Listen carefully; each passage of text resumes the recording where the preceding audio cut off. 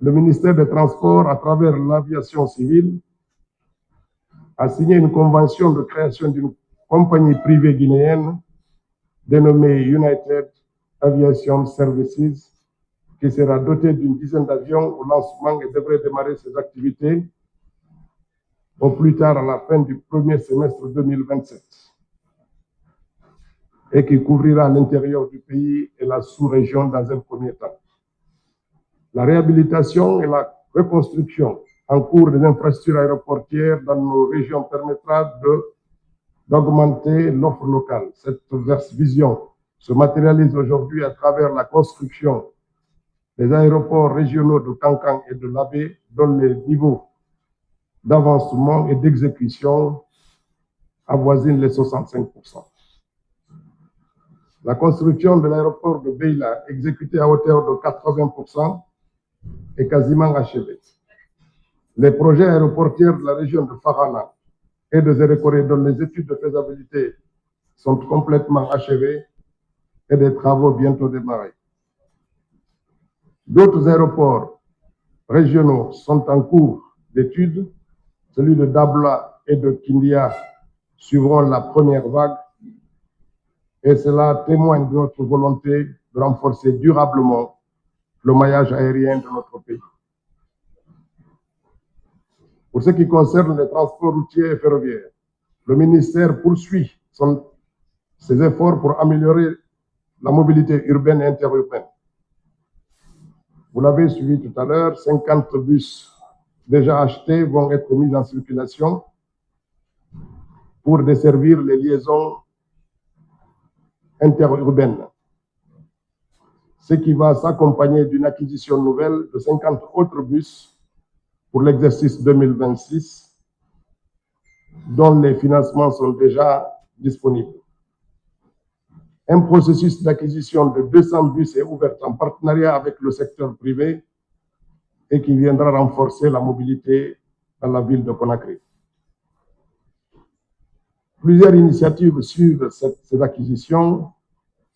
C'est des initiatives souvent privées et vous l'avez suivi, le développement de plus en plus soutenu des VTC qui ont accompagné cette diversification de l'offre de mobilité et qui améliorent les services de transport urbain. Dans cette vision d'amélioration et de diversification des offres de transport, permettez-moi d'insister sur le rôle du partenariat privé-public afin de proposer une réponse moderne aux défis de la mobilité urbaine. Le ministère des Transports a en relation avec la société DSD, lancé l'acquisition de 2000 taxis qui viendront meubler un vide dans le renouvellement urbain des véhicules et aussi offrir des solutions de mobilité aux concitoyens tout en améliorant l'emploi pour les jeunes et permettre aux sociétés qui se développent en VTC de développer et d'augmenter leur flotte. Ces projets, comme vous le savez, contribueront au renouvellement du parc automobile en général et particulièrement celui des taxis urbains, ainsi qu'à la création d'opportunités d'emploi pour notre jeunesse. C'est tout le sens du partenariat que le ministère des Transports et la société DSD ont conclu. Pour être pratique, comme vous les voyez, des taxis qui sont exposés ici, au sortir de cette réunion, des GIE, des personnes physiques, des sociétés de VTC pourraient souscrire à l'acquisition de ces taxis, soit pour augmenter leur volume, soit pour renouveler leur taxi, soit pour démarrer une activité de taxi.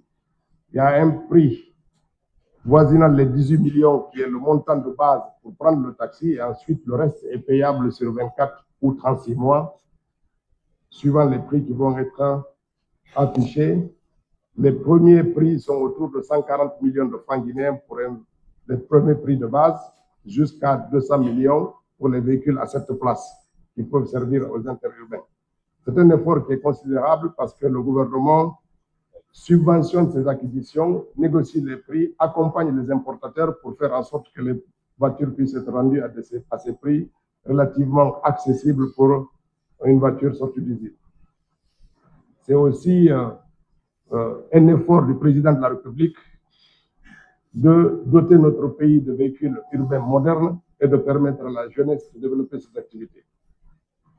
Donc le développement de ces modes de transport, plus le lancement prochain des sociétés de transport de masse, les bus, viennent offrir et répondre en tous les cas à une attente importante de nos concitoyens.